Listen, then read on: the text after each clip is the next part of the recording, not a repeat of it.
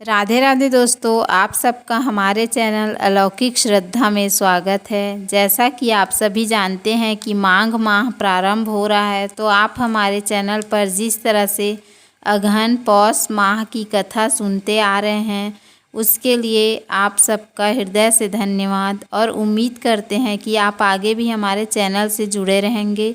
तो आज से हम माघ माह महत्तम प्रारंभ कर रहे हैं, तो प्लीज़ हमारे चैनल पर बने रहें और माघ माह महत्तम अवश्य सुने। इसे सुनने से आपका मंगल ही मंगल होगा, भगवान विष्णु की अपार कृपा आप पर बरसेगी।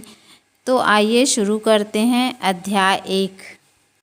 एक समय श्री सूत जी ने अपने गुरु श्री व्यास जी से कहा कि गुरुदेव, कृपा करके आप मुझसे माघ माह का महात्म्य कहिए, क्योंकि मैं आपका शिष्य हूँ।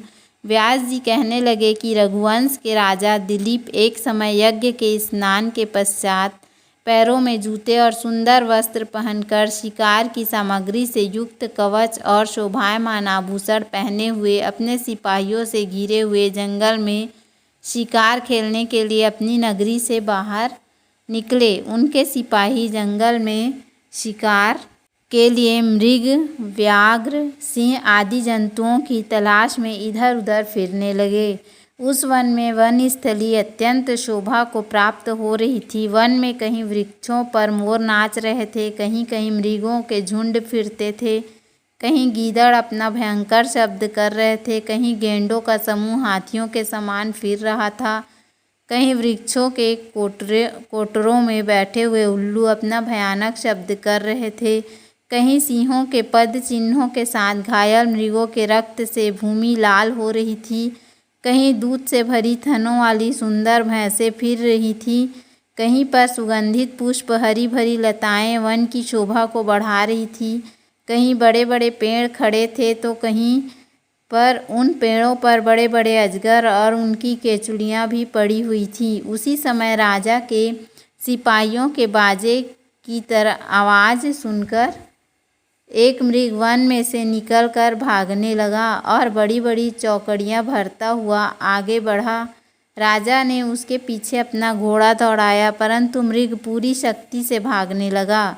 मृग कांटेदार वृक्षों के एक जंगल में घुसा और राजा ने भी उसके पीछे वन में प्रवेश किया, परंतु दूर जाकर मृग राजा की दृष्टि से ओझल होकर कहीं निकल गया।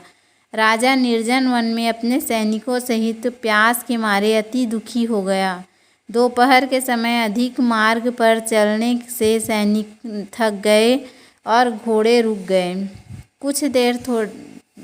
कुछ थोड़ी देर बाद राजा ने एक बड़ा भारी सुंदर सरोवर देखा, जिसके किनारों पर घने वृक्ष थे। इसका जल सज्जनों के हृदय के समान स्वच्छ और पवित्र था। सरोवर का जल लहरों से बड़ा सुंदर लगता था। जल अनेक प्रकार के जल जंतु, मछलियाँ आदि स्वच्छंदता से इधर उधर फिर रही थी। दुष्टों के समान निर्दयी चित्त वाले मगरमच्छ भी थे। किसी किसी जगह लोभी के घर के समान सीमाल भी पड़ी हुई थी। जैसे विपत्ति में पड़े हुए लोगों के दुखों को हरने वाले दानी पुरुष के समान यह सरोवर अपने जल से सबको सुखी करता था, जैसे मेघ चातक के दुख को हरता है। इस सरोवर को देखकर राजा की थकावट दूर हो गई। रात्रि को राजा ने वहीं विश्राम किया और फिर सैनिक पहरा देने लगे और चारों तरफ फैल गए। रात के अंतिम समय में शुकरों के एक झुंड ने आकर सरोवर में पानी पिया और कमल के झुंड के पास आया। तब शिकारियों ने सावधान होकर शुकरों पर आक्रमण किया और उनको मारकर पृथ्वी पर गिरा दिया। उस समय सब शिकारी कोलाहल करते हुए बड़ी प्रसन्नता के साथ राजा के पास गए और राजा प्रभात हुआ देखकर उनके साथ ही अपनी नगरी के तरफ चल पड़ा। रास्ते में एक तपस्वी को देखा, जिसका शरीर तपस्या और नियमों के कारण बिल्कुल सूख गया था, जो मृगछाला और वल्कन पहने हुए था और नख, रोम तथा केश धारण किए था। राजा ने ऐसे घोर तपस्वी को देखकर बड़े आश्चर्य से उसको प्रणाम किया और हाथ जोड़कर खड़ा हो गया। तपस्वी ने राजा को कहा कि हे राजन, इस पुण्य शुभ माघ में इस सरोवर को छोड़कर तुम यहाँ से क्यों जाने की इच्छा करते हो? तब राजा कहने लगा कि महात्मन, मैं तो माघ मास में स्नान के फल को कुछ भी नहीं जानता, कृपा करके आप विस्तार पूर्वक मुझको बतलाइए।